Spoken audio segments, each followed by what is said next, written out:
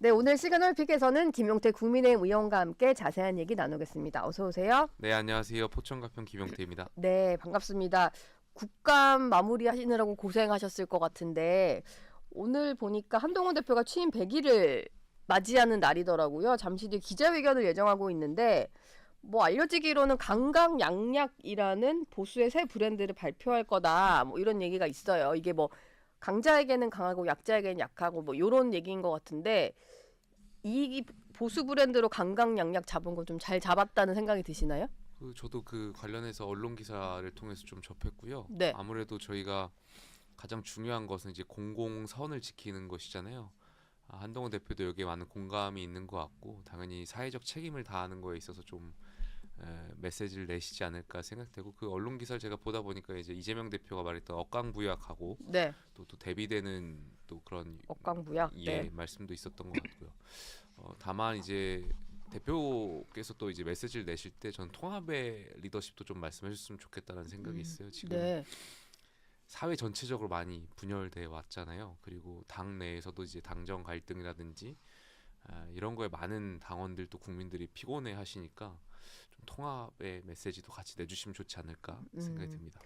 지난 100일 동안 사실 친윤계, 친한계 이런 말들이 생기고 그리고 언론에서도 계파 분류를 해서 누가 친윤계다, 누가 친한계다, 그리고 뭐 중간에 누가 있다, 뭐 이런 식의 분류도 많이 했던 것 같은데 이게 좀 부각된 100일이 아니었나라는 생각이 좀 들어요. 그리고 지금 가장 좀 크게 부딪히는 게 특별감찰관 추천하는 데 있어서 북한 인권재단 이사 추천과 연계를 할 거냐 말 거냐 이 문제 같은데 김용태 의원 생각은 좀 어떠신지 궁금해요. 개인적으로는 어떤 방향으로 좀 가야 된다고 보시는지. 저는 여기에 대해서 뭐 여러 차례 말씀드린 바가 있는데 당연히 특별감찰관 제야 대통령께서 공약하신 사항이고 네. 또 지금 여사와 관련돼서 여러 가지 국민적인 의혹이 있는 상황에서 특별감찰관제는 궁극적으로 저희가 당연히 설치해야 되는 자리라고 생각되고요. 다만 지금 불거진 일련의 갈등 상황들은 좀 피해야 되지 않았나 생각이 들어요. 무슨 말씀이냐면 여당이잖아요. 많은 네. 국민들이 여당이라고 하면 안정적이고 책임 있는 정당이 원하실 거라고 생각이 들어요. 그러면 이것을 먼저 당에서 또 어떤 의원들과 의견 조율 없이 네. 발표하기보다는 대통령실하고 좀 사전 조율하고 나서 대통령실에서 먼저 입장을 발표하게끔 만들었으면 가장 최선의 방법이지 않았을까에 대한 생각이 있고요. 물론 이렇게 말씀하시면 그동안 뭐 사전 조율을 해왔는데 잘 되지 않다 보니 오죽하면 이렇게 하겠냐라고 반문하시는 분들도 계시겠는데 네. 글쎄요, 뭐 이제 말씀하셨던 것처럼 100일을 앞두고 있는 지도부고 사실상 더 그런 노력이 필요했지 않았나 개인적인 생각이 듭니다. 왜냐하면 지금 특별감찰관제를 공개 표결하냐 마냐 가지고도 당이 여러 가지 갈등들이 있는데 이걸 만약에 공개 표결하게 되면 의원들이 특별감찰관제의 어떤 그런 생각보다도 네. 언론이나 바깥에서 볼 때는 친윤계 몇 명, 친한계 몇 명 딱 숫자에만 집중할 거거든요. 그렇죠. 그러니까 의원들이 소신대로 판단하겠지만 그것보다는 그냥 숫자에 친윤, 친한 딱 숫자만 부각될 거여서 그거는 대표나 추경호 원내대표나 피하셔야 될 방향 아닌가 생각됩니다. 일단 이번 주 안에는 뭐 물밑 조율을 하는 주가 될 거다. 아까 뭐 신지호 부총장이 얘기를 하셔서 뭐 그런 움직임들을 좀 봐야 될 것 같고요. 일단 한 대표 같은 경우는 최근에 친한계로 분류되는 의원들과 저녁 모임을 하는 걸 보면 어느 정도 인원수가 좀 현역 의원들도 꽤 많다는 느낌은 드는데 이게 또 전체 당을 장악하는 데 있어서는 좀 한계가 있다 이런 지적도 있는 것 같아요. 보니까 김용태 의원은 그 저녁 자리에는 한 번도 안 가신 것 같던데 안 간 건지 못 간 건지는 잘 모르겠습니다만 예, 별로 오라는 연락을 적극적으로 받지는 않으셨나 봐요. 글쎄요 뭐 저는 그냥 뭐 소신대로 또 원칙대로 말씀드리고 싶은 거고 네. 어느 한 개파의 개파라고 표현하기 좀 스스로가 말씀드려 좀 그렇습니다만 어쨌든 한 정파에 속하기보다는 국민의힘 안에서 말씀 좀 드리고 싶고요. 네. 다만 저는 대표가 갖고 있는 지위를 충분히 활용하셨으면 좋겠어요. 그러니까 앵커께서 말씀하셨던 것처럼 친한계라고 이름이 불리는 의원들하고 식사 자리를 하기보다는 네. 당 대표시니까 예. 얼마든지 의원들하고 만날 수 있는 명분을 갖고 계시잖아요. 네. 가령 이제 국정감사가 끝났으니까 상임위별로 의원들을 모셔서 좀 식사 자리를 갖던지 아니면 차 티타임 자리를 가질 수 있는 좋은 명분이 있잖아요. 그러네요. 국정감사 네. 수고했다고 하시면서 아니면 가령 저희가 이번에 부산 금정구에서 재보궐 구청장 선거를 이겼지 않습니까? 그러면 사실 대표께서 제가 만약에 대표라면 부산 지역의 국회의원들 고생하셨잖아요. 네. 오셔가지고 또 식사하시면 되고요. 그러니까 음. 이게 친윤이냐 친하냐 이게 아니라 대표로서의 갖고 있는 그런 지위를 충분히 활용하시면 예. 더 많은 의원들하고 좀 접촉하실 수 있지 않을까 생각됩니다. 근데 좀 스킨십은 늘리고 있다는 얘기는 하던데 뭐 실제로 의원들과 그렇게 좀 직접적인 만남 같은 거는 별로 없었나 보네요. 한동훈 대표가. 뭐 다른 의원님들 통해서 보면은 연락도 주시고 이렇게 만나고 계시는 것 같은데 글쎄요 뭐 이렇게 막 두각되거나 네. 많아지는 것 같지는 않습니다. 왜냐하면 지금 특별감찰관 제도라든지 아니면 여야 의정을 대표께서 먼저 꺼내셨을 때도 의원들 반응은 일단 대표 생각 합리적이라고 다들 생각하시는데 다만 이걸 사전에 의원들하고 좀 소통하고 교류했으면 더 좋지 않았을까에 대한 의견들이 원내에서 많이 나오거든요. 그러니까 아, 그러니까 대표가 되게 중요하고 맞는 방향을 말을 하긴 하는데 사전에 의원들에게 설명이 없다 보니까 의원님들도 들이 당황하거나 그 보도를 통해 알게 예, 되거나 알게 되거나 이게 당정 갈등에 또 시초가 될 때가 있다 보니까 당혹스러워하는 의원님들도 계시고 예. 그러니까 저는 대표께서 어떤 말씀을 하실 때 빈틈을 주지 않으셨으면 좋겠어요.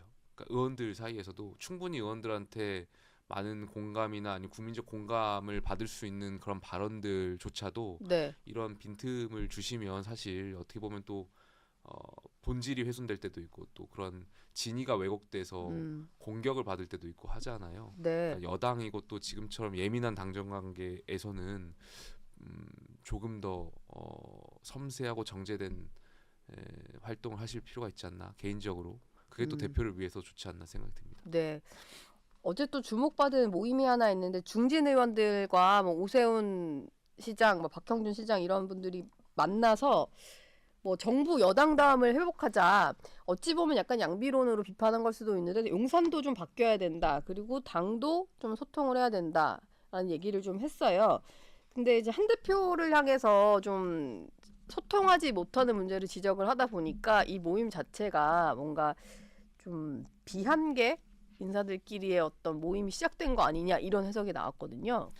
조금 전에 말씀드렸던 것처럼 이제 친윤 친한으로 언론에서 부각시키거나 하다 보니까 이제 가운데라고 표현하기 좀 그렇지만 예. 어쨌든 뭐 이른바 언론에서는 중립파 뭐 이런 의원님들이 계시던데 이 의원들도 이 상황 자체를 보고 계신 거죠. 그리고 지금 상황에 조금 전에 말씀드렸던 것처럼 대표께서 조금이라도 먼저 이제 의견 소통에 대한 자리를 만들어 주시거나 그러한 의견을 구하거나 이러한 절차가 있었더라면 거기에 좀 목말라 하는 의원들이 많으신 것 같아요. 그래서 어제 그 중진 의원들이 내세웠던 입장문을 보더라도 그런 걸 전반적으로 좀 여당 다음을 회복하자 뭐 정치의 기능을 좀 말씀하셨던 거 아닌가에 네. 대한 생각이 있고 아마 지금 제가 조금 전에 말씀드렸던 전반적인 내용의 연장선상에서 말씀하신 거라고 생각되고 그 중진 의원님들뿐만이 아니라 네. 많은 그 의원들이 관망하면서 또 3, 3, 5 모이셔서 여러 생각들을 지금 나누고 계세요. 뭐 언론에 표출되진 않았지만 네. 이 외에도 많은 의원들의 그냥 그룹들이 있거든요. 그 예. 의원들끼리 지금 이 당정 갈등 속에서 의원들이 어떤 자세를 취해야 되는지 또 어떤 중심을 잡아야 되는지 고민하고 걱정하는 의원들이 굉장히 많으세요. 네, 그렇습니다. 알겠습니다. 총선 백서 얘기도 좀 해볼 텐데 201일 만에 총선 끝나고 201일 만에 공개가 됐는데요. 일단 당정 관계에 있어서의 좀 엇박자가 총선의 패인이다 이렇게 분석을 했어요. 수도권에 좀 어렵게 좀 생존하신 의원으로서 보시기에 총선 백서에 담긴 내용은 좀 공감이 가는 그런 내용이셨어요? 아무래도 이제 여당이 공식적으로 발표하는 백서다 보니까 누구의 책임, 뭐 어떤 원인이다라고 명확하게 딱 꼬집기가 어려웠다라는 점도 이해가 됩니다만 네.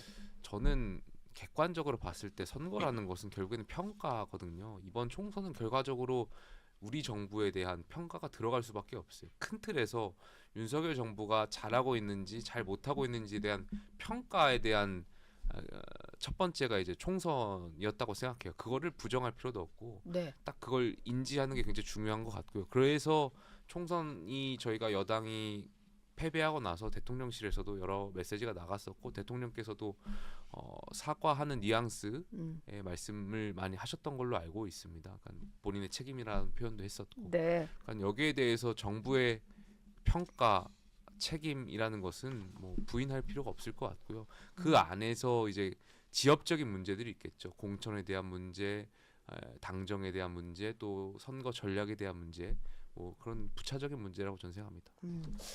알겠습니다. 어제 대통령은 국무회의를 열어서 일단 4대 개혁의 어떤 속도전을 강조를 했는데 특히 뭐 회의만 할 게 아니고 대통령령으로 바꿀 수 있는 것은 빨리 바꿔라 이렇게 지시를 한 것 같아요. 이게 아마 임기 반환점을 도는 시점에서 약간 조급함 아니면 위기의식 이게 좀 깔려 있는 것 같은데 이걸 좀 비판하는 사람들도 있긴 있더라고요. 뭔가 이제 국민들의 어떤 민심이랑 좀 괴리돼서 또 개혁 드라이브만 걸고 있다 이런 비판도 있던데 어제 이 얘기는 좀 어떻게 들으셨나요?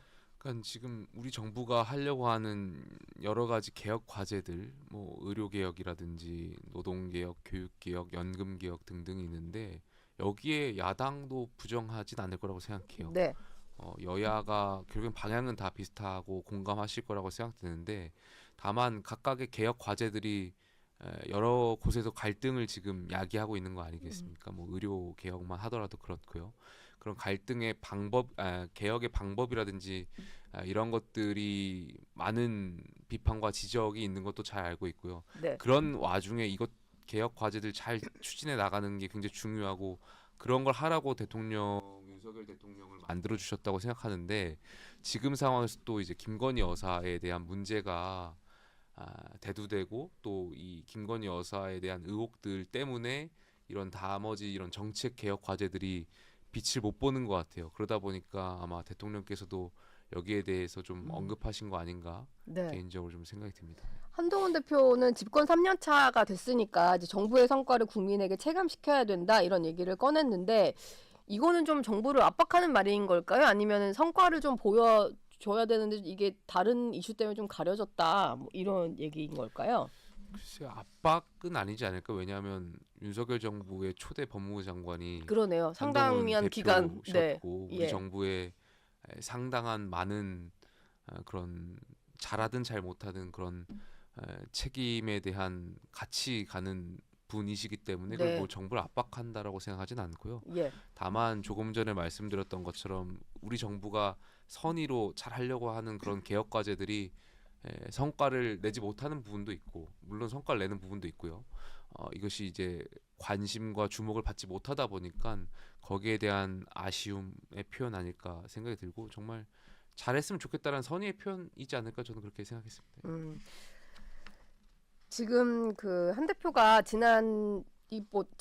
지난 21일에 대통령실에 가서 이제 윤 대통령과 면담을 했는데 여기서 했던 얘기가 좀 뒤늦게 알려진 게 있습니다. 윤 대통령에게 보수 유튜버가 나를 공격하고 있다. 이러면 안 되지 않느냐라고 했다는 보도가 나왔는데요. 뭐 이게 만약에 사실이라면은 왜 굳이 이런 얘기를 꺼낸 걸까요? 뭐 대통령이 보수 유튜버를 뭐 이렇게 사주한 사람도 아닐 텐데 굳이 대통령에게 그런 말을 한 이유가 좀 있을까요? 뭐 여러 가지 추측들이 있을 텐데 이제 아무래도 그러한 유튜버 분들이 연결고리를 통해서 이제 많은 정보 같은 것들을 받는다라는 뭐 이야기들도 있고 하다 보니까 아쉬움의 표현이시지 않았을까에 대한 생각이 있어요. 네, 예, 어떻게 보면은 대표 본인은 당정을 위한다라고 말씀들 내놓는다고 하시지만 그것이 때로는 정말 정권을 위한 그런 메시지냐 혹은 그런 것이 아니라 차기 대권을 염두에 둔 메시지 아니냐 이런 비판들도 있는 것도 사실이다 보니까 아마 거기에 대한 좀 아쉬움의 표현이지 않을까에 대한 생각이 있고 예. 글쎄요 뭐 저도 이걸 왜 대통령한테 예. 말씀드렸는지는 저도 왜, 잘 왜 대통령에게 할 말인가 예, 이런 생각이 잘 좀 들긴 모르겠습니다. 하는데 예. 지금 친윤계에서는 대통령실에 좀 여러 가지 그 해법을 전달하고 있다 이런 보도들이 나오고 있습니다. 이제 친한계가 이제 공개적으로 하는 것 외에도 친윤계 내부에서도 이대로는 안 된다는 인식이 좀 강하다 이게 알려지고 있는데 뭐 그러다 보니까 여러 가지 뭐 김 여사의 사과도 뭐 서면이든 뭐든 입장 표명도 전달이 되는 걸로 전해지거든요.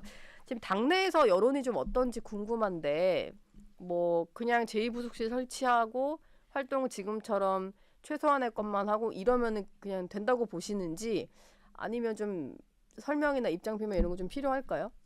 당연히 예 지금 상황에서는 대통령의 지지율이 낮은 배경 중에 높은 이유로 차지하는 것이 이제 여사와 관련된 문제가 있는 것이 여러 여론조사 결과로 나오고 있는 거 아니겠습니까? 네, 그리고 많은 의원들도 아마 지역구에 내려가시면 그러한 상황들을 체감하실 거라고 생각해요. 지역과 예, 상관없이. 네, 저는 가장 좋은 방법은 솔직함이라고 생각해요.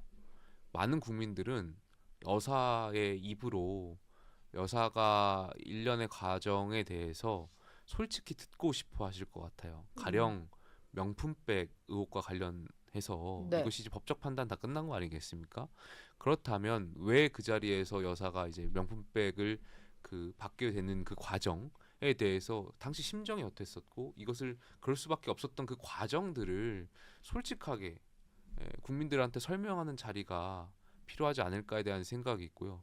도이치모터스 건도 그렇게 생각합니다. 뭐 물론 이건 여기에 대해서 뭐 여러 가지 뭐 주장들이 있는 걸로 알고 있고 역시 법적 판단이 끝났기 때문에 여기에 대해서도 여사가 좀 솔직한 그런 표현이 필요하지 않나. 네, 저는 지금 상황에서 솔직한 것이 가장 최선이라고 생각합니다. 그리고 명태균 씨 의혹이라든지 아니면 김대남 씨 뭐 이런 여러 가지 어떤 대통령실과 또 주변 인물들에 대한 여사와 연결된 그런 이야기들이 있잖아요. 네. 많은 국민들이 궁금해하잖아요. 왜 여사는 아, 대통령 취임 이후에도 어, 그 밖에 분들하고 개인적으로 소통을 했을까에 대한 궁금함도 있는 그러니까 거고. 왜 저렇게 많은 사람들과 전화 연결을 하고 뭐 연락을 주고 받았을까 이게 너무 궁금한 거죠. 그리고 이것이 어디까지, 그러니까 혹시 뭐 여러 가지 뭐 의혹들이 계속 있는 거잖아요. 국민들 너무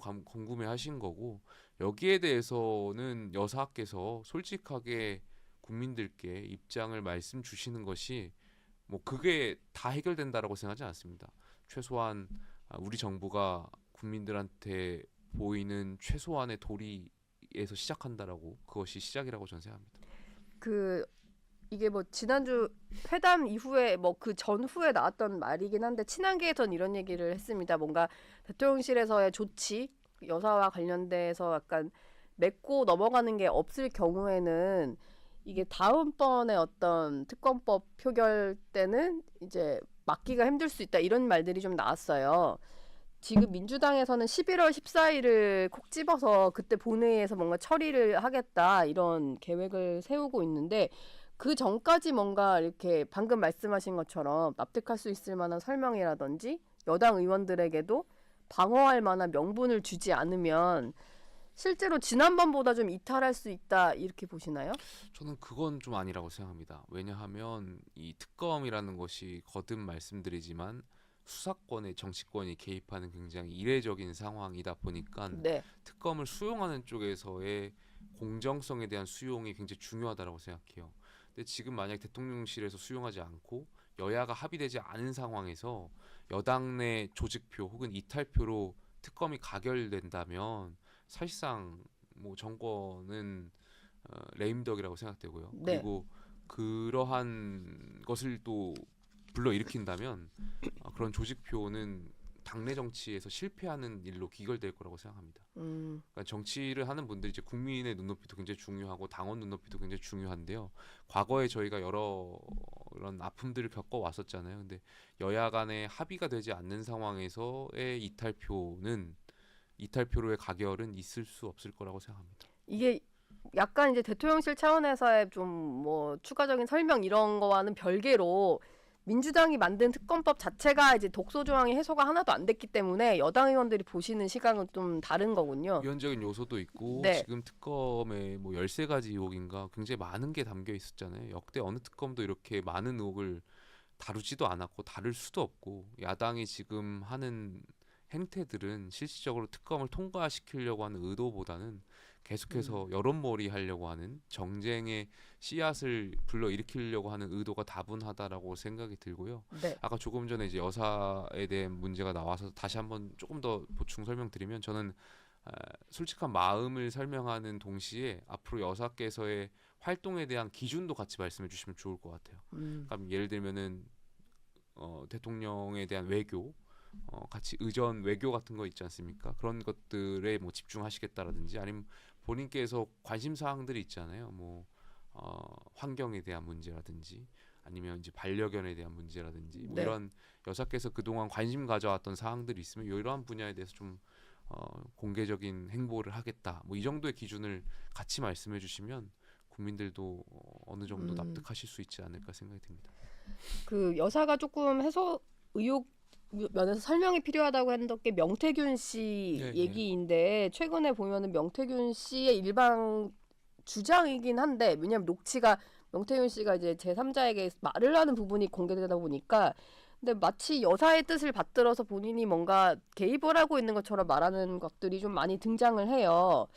그리고 보면 어제 윤상현 의원 같은 경우에 명태균 씨가 이제 총선 전에 인요한 혁신위원장 시절에 이준석 외교부 장관 추천을 요청했다 뭐 이런 주장을 폈거든요. 이게 얼마 전까지도 계속 여권 인사들에게 접촉을 해서 여러 가지 요청을 했던 인사다 이런 생각이 좀 들고 근데 예전에 보면 이제 천하용인으로 같이 다니셨으니까 확실히 명태균 씨와 이준석 의원은 친분이 좀 계속 이어져 오는 관계인 것 같기는 해서 김용태 의원은 이 명태균 씨에 대해 좀 들어보시거나 그런 적이 없으신가요? 저는 존재에 대해서는 알고는 있었고 네. 그리고 실질적으로 한 오며 가며 인사를 몇 번 했던 분으로만 기억하고 있습니다. 뭐 제가 그분하고 직접적인 관계가 있었던 건 아니지만 네. 뭐 정치권에 있다 보면 뭐 이렇게 지나가면서 인사하고 그분의 존재는 알고 있었던 것 같고요. 또 그분이 이준석 의원을 많이 아끼는 것 같기도 하고 지금 조금 전에 이제 뭐 외교부 장관에 네. 그러니까요. 추천할 정도면 많이 이런 아끼는 사이였나 뭐 그 정도만 알고 그럼 있었던 김용태 것 의원이 만나셨을 때는 이게 어느 정도의 인물이다 이런 느낌을 글쎄요, 받으신 저랑 거예요? 뭐 연결고리가 직접적인 게 없다 보니까 만나도 그냥 인사만 하고 뭐 오랜 이야기를 나눠본 사이가 아니어서 예. 그냥 정치 그렇게까지는 깊은 관여가 뭐 깊은 관여라고 하기도 좀 그렇지만 어쨌든 명태균 씨의 말에 의하면 여러 가지 이제 관여가 되어 있는 것 같은데 네. 뭐 그런 관계인지까지는 몰랐습니다. 이게 명태균 씨 논란은 뭐 진짜와 가짜가 좀 섞여 있고 이분의 그냥 일방 주장인데 마치 그게 실제 실현이 되다 보면 아 명태균이 움직여서 저렇게 됐나? 예를 들면 창원 산업단지 문제라든지 이런 것조차도 그런 오해를 사는 게 좀 특징적인 것 같아요. 근데 이게 어쨌든 가장 여권에서는 좀 해소하지 않으면 힘들어질 만한 이슈 같은데 좀 어떻게 정리를 해야 된다고 보시나요? 그러니까 저는 여기에 대해서는 법적인 수사가 필요하지 않나 생각이 들어요. 예. 국민들께서 궁금해하시잖아요. 그리고 지금 앵커께서 말씀하셨던 것처럼 정말 명태균 씨가 움직여서 저런 게 된 건가? 네. 그런 생각도 들고 명태균 씨가 이제 내놓는 의혹들에 대해서 일방적으로 당할 것이 아니라 정말 여기에 대해서 수사를 통해서 한번 가려볼 필요가 있지 않나 생각이 듭니다. 지금이야 좀 잠잠해졌지만 한 2주, 3주 전만 하더라도 이 명태균 씨의 발언 한마디에 정치권 뉴스와 또 많은 네. 관심이 있었던 거잖아요. 예. 이 정도 되면 각각의 사건에 대해서 좀 수사가 필요하지 않나 생각됩니다. 알겠습니다. 지금까지 김용태 국민의힘 의원과 말씀 나눴습니다. 고맙습니다. 감사합니다.